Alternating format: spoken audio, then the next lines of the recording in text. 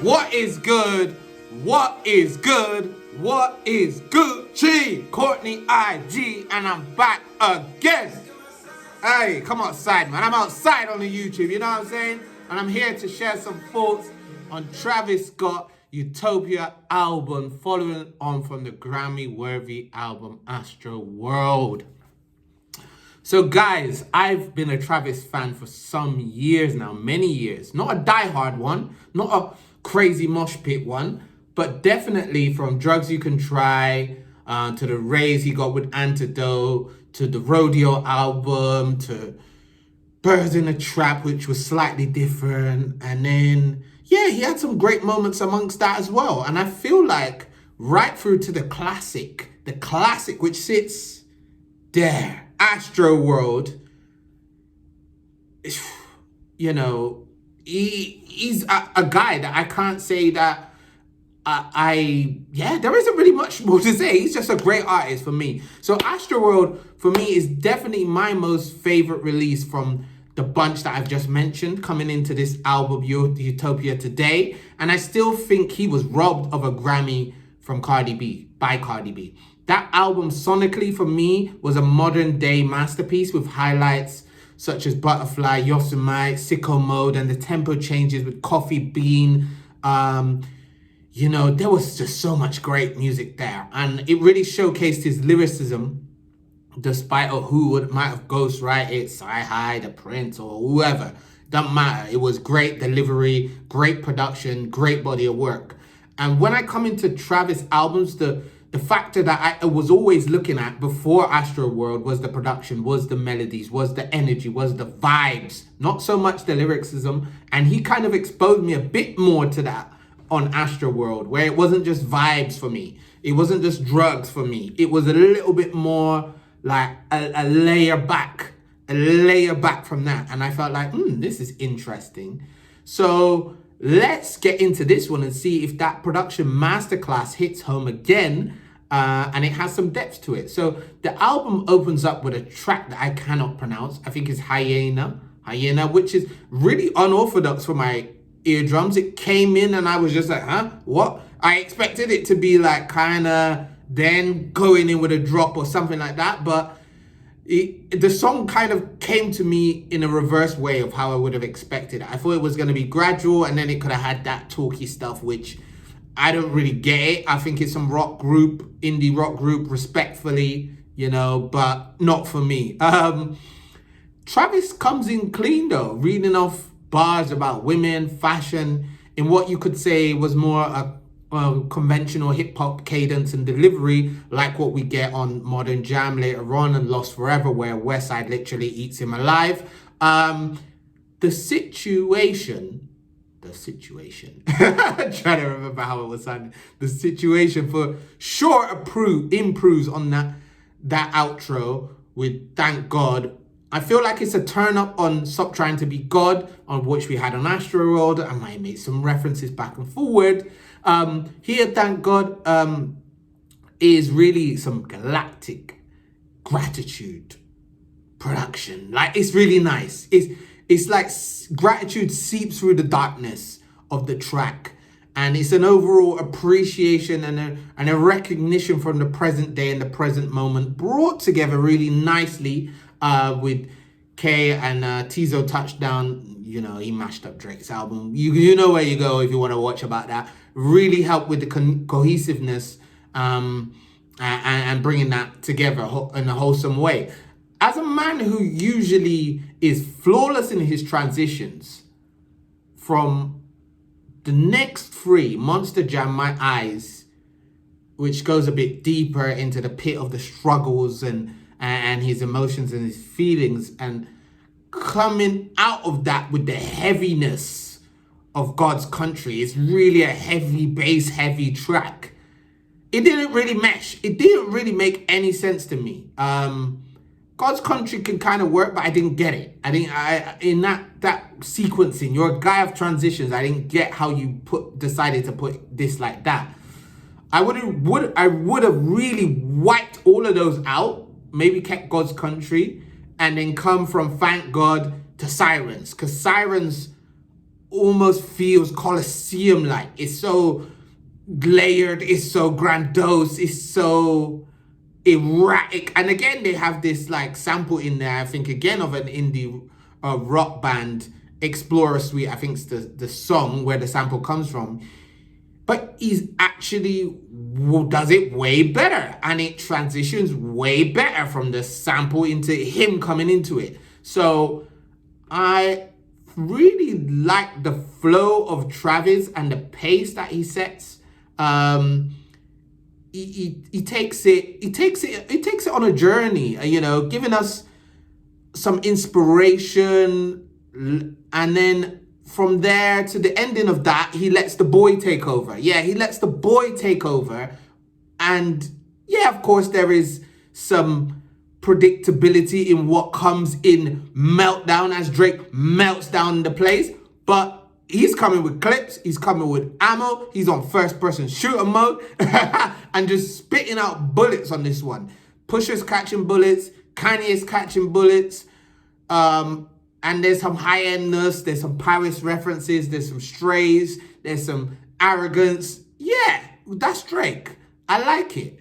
He melts down the track. As I said, it's sicko mode-esque, because also it's always going to have 3 parts or 2 parts. It's never going to be 1 part. It's never going to be fast. It's going to be fast, slow, fast. Why can't you just give me fast, and done? I don't need the slow and then build up again. This is that. Okay, I get it. Sicko Mode did it, and now you guys just want to keep doing it every single song.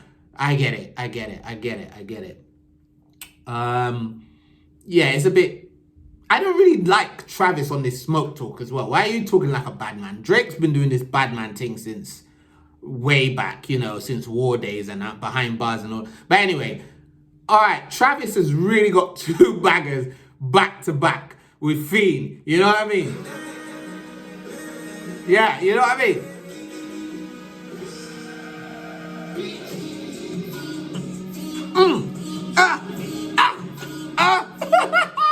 Yeah. I'm feeling that one. That is a mosh pit tune. That is 100% a mosh pit tune, and I know that the Cardi fans are fiending for him to come back. They're fiending for him to come back, and it's that repetitive. That is how you catch people. It's like infectious for the eardrum. That is gonna get you. That's gonna make you want to turn up. That's gonna make you want to mosh. That is the energy. And I really would have liked him to kind of come from there into the Utopia Twins right away. Like, just go bang right away from Fiend to bang right to that. Just keep it up. Keep the momentum up. But I can't complain about it. I can't complain about what came after that, because I always wondered how the Beyonce and Travis Scott song was gonna sound. And I like it. It's bouncy. It's house. It's R&B. It's kind of like an interlude. Kind of like a, you know, something to kind of give you a bit more, something different. Bit Beyonce Renaissance album-esque, I would say. And I can fully get the Kanye influences from Travis here, much like I did with the Circus Maximus, or however you pronounce it, name, which sounds like a Yeezus leftover track. Was he a writer on Black Skinhead? I don't know. Tell me, but doesn't it sound exactly the same? Aren't the drum patterns exactly the same between this and Black Skinhead? This is what kind of, I was like, okay, this is getting a bit leftovers. What is this? Yeezus leftover or whatever. All right. Let's move on. I couldn't really get into it. And that kind of absorbed me a bit until we went into Schizo. Obviously, it's a shortened version of Schizophrenic. Yeah. Anyway, this is the first song which felt a bit fresh. It's a bit of a different bounce. Him and Fugger come together, stuttering, uneasy production. I didn't really like the amount of switch-ups which were in here. I think there's 4, which is just too much. But the verses are cold. He talks about Titanic, everything's got to come to an end, something like that. I like it. Cold, rapping. Who's been helping him with a pen game? Or he stepped up his pen game throughout this situation that he's been through in a couple of years now, since he's been away. I mean, the context of the song kind of gives the name of the song, makes sense why there's so much disjointedness. I can't say I love it. Get it? What comes next with I love? I can't say I love the song with him and Kudi.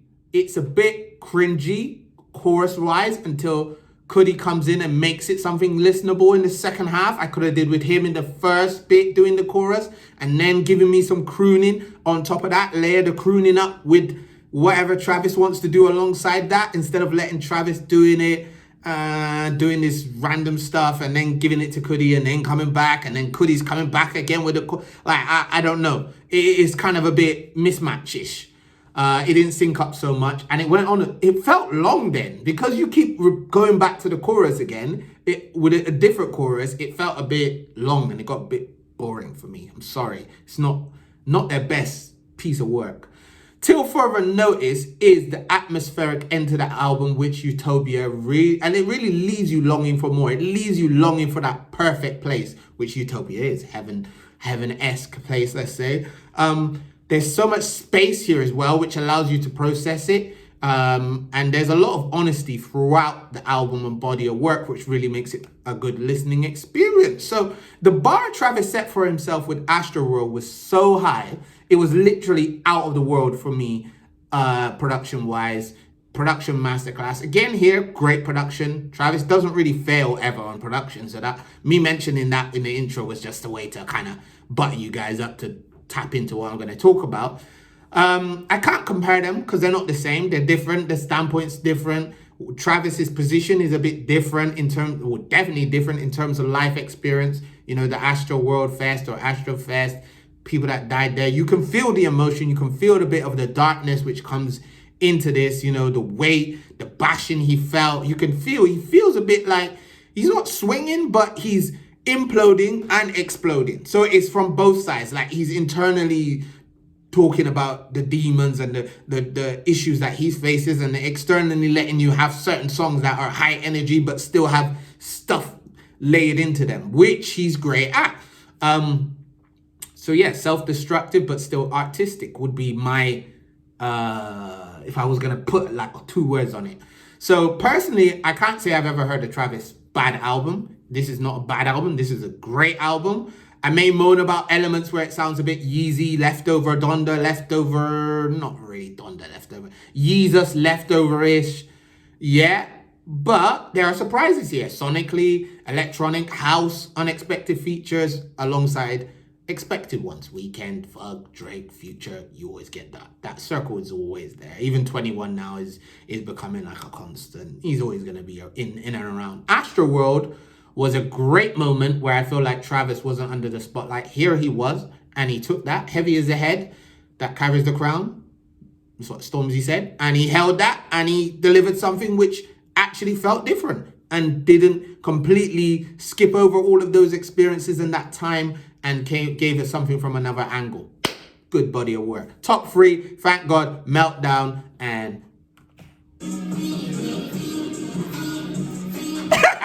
8 out of 10. You know what to do. Inspire it.